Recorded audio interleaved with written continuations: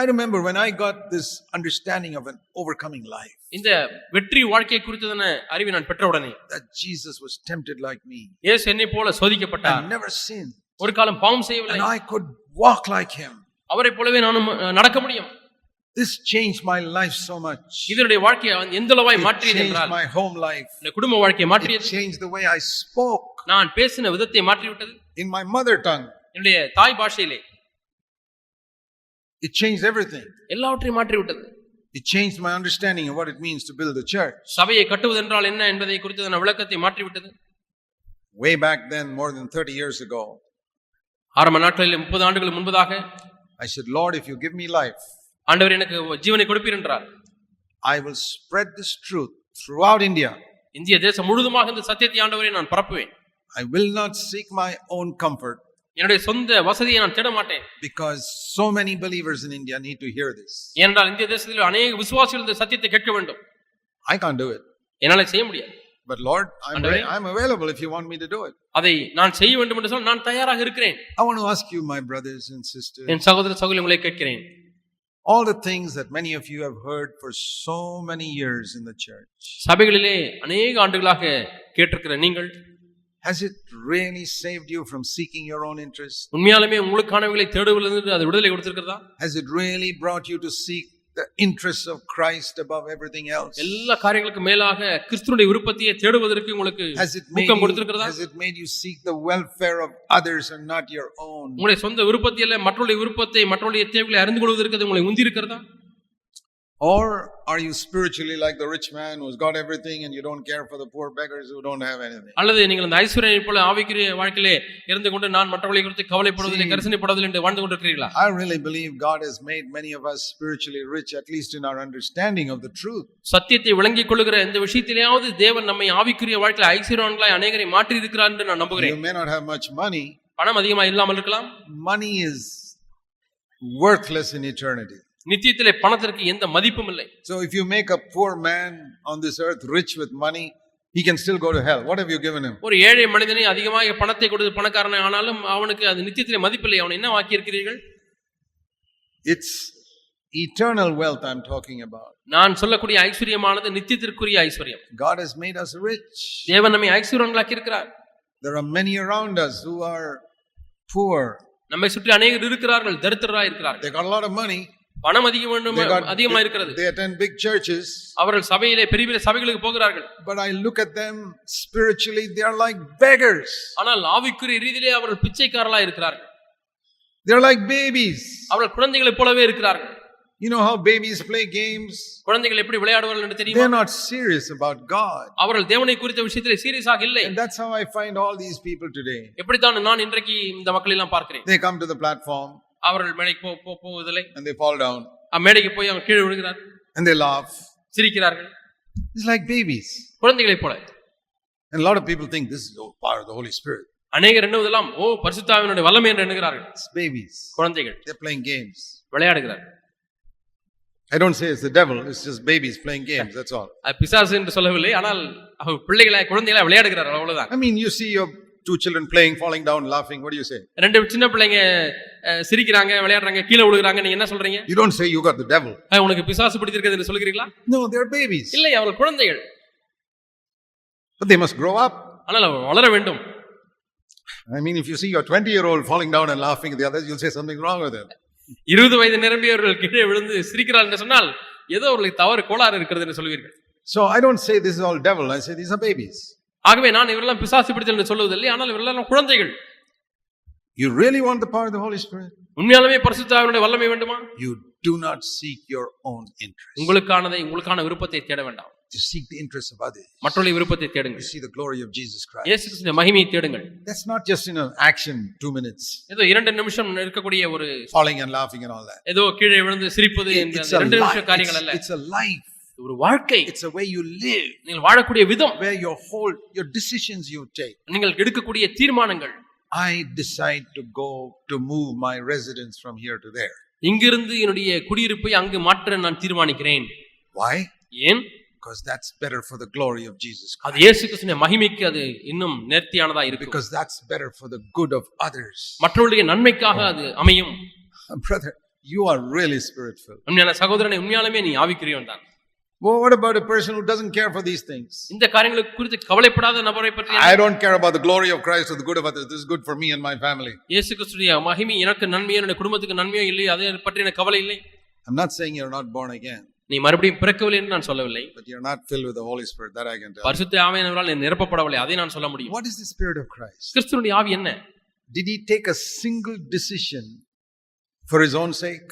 ஒரு தீர்மானத்தையாவது தனக்கென்று அவர் எடுத்திருப்பாரா? Did he make a single decision in his life seeking his own? தனக்கானதை தேடும்படியாக தன்னுடைய வாழ்க்கையில ஒரு தீர்மானத்தையாவது எடுத்திருப்பாரா? I'm talking about selfishness.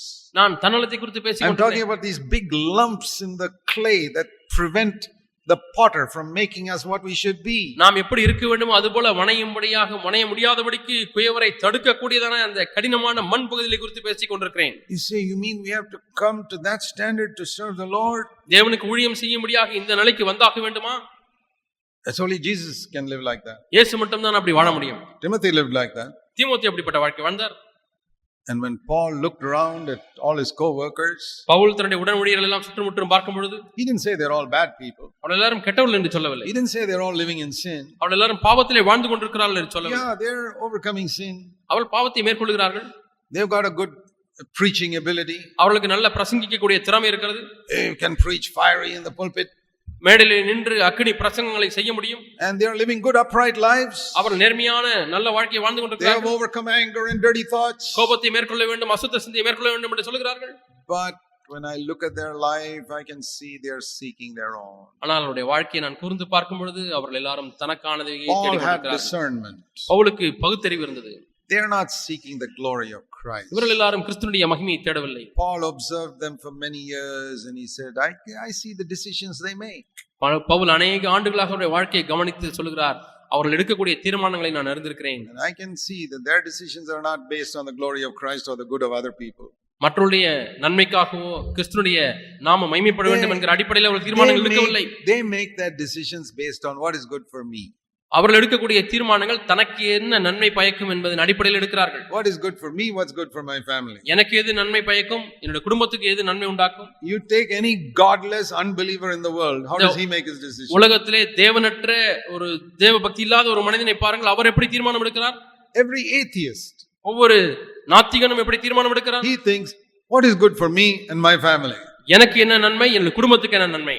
You also take the decision the same way. நீங்களும் அதே விதமாய் தீர்மானம் எடுக்கிறீர்கள். The only thing, he doesn't claim to be filled with the Holy Spirit, but you claim to be filled with the Holy Spirit. ஒரே வித்தியாசம், அவர் பரிசுத்தாவினால் நிறைந்திருக்கிறார் என்று அவர் சொல்லிக் கொள்வதில்லை, ஆனால் நீங்களோ பரிசுத்தாவினால் நிறைந்திருக்கிறீர் என்று சொல்லிக் கொள்கிறீர்கள். Just because you babble something, ஏதோ நீங்கள் சில வார்த்தைகள் உணர்வதினாலே, just because you go for a lot of conferences, நீங்கள் கான்ஃபரன்ஸ் கூட்டங்களுக்கு போவதினாலே, just because you know so much Bible, அது வேதத்தை அதிகமாக தெரிந்திருக்கிறபடினாலே, just because you overcome anger. கோபத்தை மேற்கொள்வதினாலே.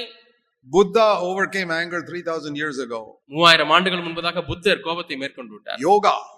Yoga செய்து, people do yoga, மக்கள் யோகா செய்கிறார்கள். who overcome sexual desire, பாலிய அந்த வாஞ்சை விருப்பத்தை மேற்கொள்ளும்படியாக யோகா, கோபத்தை மேற்கொள்ளும்படியாக. It's not the Spirit of Christ. கிறிஸ்துவின் ஆவி அல்ல, it's a deception. வஞ்சனை. Person who's filled with the Holy Spirit seeks the glory of Jesus Christ. பரிசுத்த ஆவியானவர் நிறைந்திருக்கக்கூடிய மனிதன் தேவனுடைய மகிமையை தேடுவார். Here was a decision that Jesus took. இயேசு ஒரு தீர்மானத்தை இங்கே எடுக்கிறார். I am going to move from this place to this place. நான் இந்த இடத்தை விட்டு இந்த இடத்திற்கு குடி மாற்ற போகிறேன். From heaven to earth. பரத்திலிருந்து பூமிக்கு. Lord, why are you doing it? ஆண்டவரே, ஏன் இப்படி தீர்மானம் எடுக்கிறீர்? What are you going to get out of it? இதிலிருந்து உங்களுக்கு என்ன கிடைக்க போகிறது? We may say, well, I will be more sanctified if I go from here to there. இங்கிருந்து அங்க போவது நிமித்தமாய் இன்னும் அதிகமாக பரிசுத்தமாக்கப்படுவீரா? Even that is a selfish desire. Even that is a selfish desire. அதுமே ஒரு தன்னல நோக்கமுடைய ஒரு விருப்பம் தான். Jesus didn't come from heaven to earth to become more holy. பரத்திலிருந்து பூமிக்கு பரிசுத்தமாகும்படியாக இயேசு வரவில்லை. Sometimes you may think, I'm going through all these trials, I will submit to it because I'll become more holy. இந்த உபத்திரவங்களுக்குள்ளாக நான் கடந்து செல்கிறேன், அதற்கெல்லாம் நான் என்னை அர்ப்பணித்து கொடுக்கிறேன், ஆகவே நான் பரிசுத்தமாக முடியும் என்று சொல்கிறீர்கள்.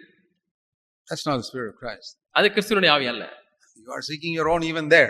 அங்கேயும் கூட உங்களுக்கானவர்களே நீங்கள் தேடுகிறீர்கள். I will be more holy. நான் இன்னும் அதிக பரிசுத்தவானாய் மாற வேண்டும். Oh Lord, break me. ஆண்டவரே, என்னை நொறுக்கும். Why? ஏன்? I will be more holy. இன்னும் அதிக பரிசுத்தமாய் மாற முடியும். You see how this selfishness has got layers and layers of in this onion? பாத்தீங்களா இந்த வெங்காயம் என்கிறத அந்த சுயநலத்திலே எத்தனையோ அடுக்குகள் இருக்கிறது. Whatever you do, it doesn't say do to make yourself more holy. நீங்கள் என்ன செய்தாலும் நீங்கள் என்ன செய்தாலும் பரிசுத்தமாக முடியாக செய்யுங்கள் என்றல்ல, தேவனுக்கு மகிமை வரும்படியாக செய்யுங்கள். That's the spirit of Christ. அதுதான் கிறிஸ்துவினுடைய ஆவி. And that's what Timothy had.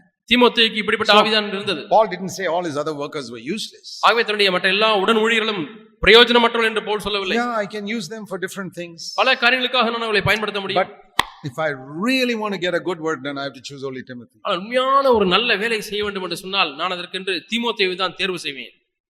Do you think all elder brothers even in our churches are equally spiritual? நம்முடைய சபைகளிலே இருக்கக்கூடிய அனைத்து மூப்பர்களும் எல்லாரும் நல்ல ஆவிக்குரியவர்களாக இருக்கலாம் என்று எண்ணுகிறீர்களா?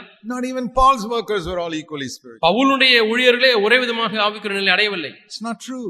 அது மெய்யல்ல. Just because somebody is associated with CFC doesn't mean he suddenly becomes spiritual. யாரோ CFC ஓடு கூட தொடர்பு ஏற்படுத்தியவர்களா இருக்கிறபடினாலே அவர்கள் பரிசுத்தவான்கள் என்றார்கள். You know, a lot of people those days, அந்த நாட்களிலே some of them must be proud with other Christians.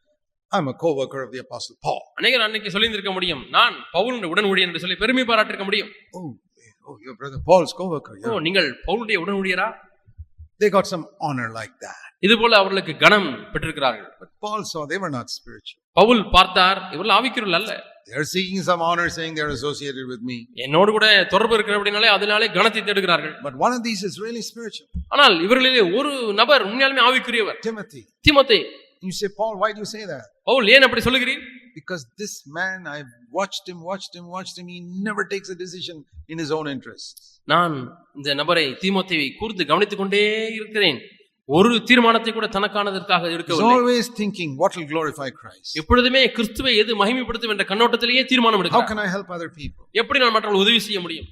And this poor man Timothy had so much frequent stomach aches, we read in 1 Timothy 5 and verse 21. 1 தீமோத்தேயு 5:21 வாசிக்கிறோம், அடிக்கடி அவருக்கு வயிற்று பிரச்சனை ஏற்படும், வயிற்று வலி ஏற்படும். And I'm sure he suffered a lot because of that. அது நிமித்தமாய் அதிகமாய் பாடுபட்டார். 1 Timothy 5:23. 1 தீமோத்தேயு 5:23. With all those stomach ailments, அந்த வயிற்றிலே ஏற்பட்ட பிரச்சனையின் மத்தியிலேயும் கூட, and no proper medicines those days, அந்த நாட்களிலே சரியான மருந்துகள் இல்லை, he served God.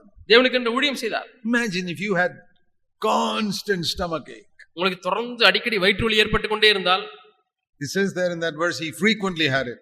அடிக்கடி ஏற்படக்கூடிய வயிற்று வலி என்று அந்த அடிக்கடி என்ற வார்த்தையை வாசிக்கிறோம். Wouldn't that be enough excuse for you to just stay at home? வீட்டிலேயே தங்கி ஓய்வு எடுப்பதற்கு இது போதுமான சாக்கு போக்கு அல்லவா? Yeah, God has shown me I must stay at home because he's given me these frequent stomach aches. அடிக்கடி எனக்கு வயிற்று வலி வருகிறபடினாலே வீட்டிலேயே தங்கி இருக்க வேண்டும் என்று தேவன் விரும்புகிறார். Timothy said no. தீமோத்தேயு இல்லை என்று சொல்லிவிட்டார். Stomach ache doesn't prevent me from walking. நடப்பதிலிருந்து இந்த வயிற்று வலியை தடை செய்ய முடியாது.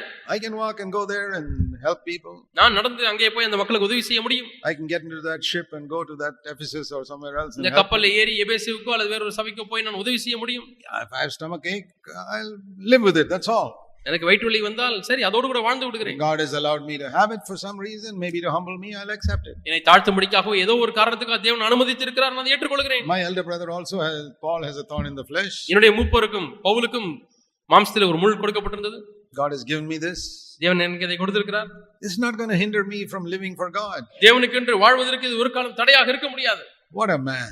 என்ன மனிதர் பாருங்க. Paul saw these little decisions that Timothy took. தீமோத்தேயு எடுத்த அந்த சிறு தீர்மானங்கள் எல்லாம் பவுல் பார்த்தார்.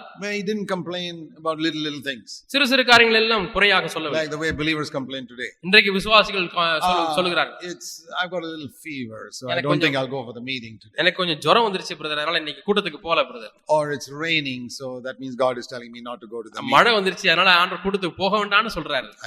He's telling me to pray at home today. வீட்லயே இருந்து ஜெபம் பண்ணுன்னு சொல்றாரு. Do you think such people are following Jesus Christ? இப்படிப்பட்டவர்கள் இயேசுவை பின்பற்றுகிறார்கள் என்று எண்ணுகிறீர்களா? That in heaven he says, oh, it's raining on earth, I'll get wet there, so I better not go to the earth. இயேசு பரலோகத்திலிருந்து சொன்னாரா, பூமியில மழை பெய்யுது, ஆகவே நான் பரலோகத்திலே இருந்து விடட்டும், பூமிக்கு போக கூடாது என்று சொன்னாரா? No. The spirit of Christ is so different. கிறிஸ்துவின் ஆவி முற்றிலும் வித்தியாசமா இருக்கு. It says in Philippians 2 verse 5. பிலிப்பியர் 2:5 வாசிக்கிறோம். Is this for full time workers? முழு நேர ஊழியர்களுக்கு மட்டுமா அது? It's for all believers. எல்லா விசுவாசிகளுக்கும் Have this attitude which is in Christ. கிறிஸ்து இயேசுவின் இந்த சிந்தை உங்களிலும் இருக்கட்டும். And if you think that's a high standard, அது மிக மேலான நிலைமை என்று எண்ணினால், have the attitude that was in Timothy verse 19 to 21. 19 லிருந்து 21 வரை வசனம் வரை தீமோத்தேயுக்கு இருந்த அந்த சிந்தை உங்களுக்கு It's இருக்கட்டும். exactly the same. அதுவும் அதே போல தான். He did not seek his own. தீமோத்தேயு தனக்கானதை தேடவில்லை. And he humbled himself and served others. தன்னை தாழ்த்தி மற்றவர்களுக்கு பணிவிடை செய்தார். So I'm just pointing out to you how we can easily deceive ourselves that we are spiritual. ஆகவே நாம் ஆவிக்குரியல் என்று சொல்லி நம்மை நாமே வஞ்சித்துக் கொள்வது எவ்வளவு எளிது என்று உங்களுக்கு நான் காண்பிக்கிறேன். God is trying to form us, but he's not succeeding. தேவன் நம்மை வணையும்படியாய் முயற்சி செய்கிறார், ஆனால் அவரால் வெற்றி பெற முடியவில்லை. God will do his part. தேவன் தம்முடைய பகுதியை செய்வார். I must do my part. நான் என்னுடைய பகுதியை செய்ய வேண்டும். I cannot make myself a vessel. என்னையே நான் ஒரு பாத்திரமாய் வணைந்து விட முடியாது. I cannot make myself holy. நானே பரிசுத்தமாய் மாறி விட முடியாது. That's God's work. அது தேவனுடைய பகுதி. But I have to cooperate when I have to cleanse myself from these layers of the onion. ஆனால் இந்த வெங்காயம் என்கிற அந்த தோலில் இருந்து உரிக்கப்படும்படியாக நான் அதற்கு இசைந்து கொடுக்க வேண்டும். Let's pray. நாம் ஜெபிப்போம். Heavenly Father, பரலோக பிதாவே, as we bow before you, உமக்கு முன்பாக தலை வணங்குகிறோம் ஆண்டவரே. pray that your name will be glorified through each of us. எங்கள் ஒவ்வொருடைய வாழ்க்கையின் மூலமாக உம்முடைய நாமம் மகிமைப்படும்படியாக ஜெபிக்கிறோம். We humbly ask in Jesus' தாழ்மையாய் name. கேட்கிறோம், இயேசு நாமத்தில் கேட்கிறோம் பிதாவே. ஆமென்.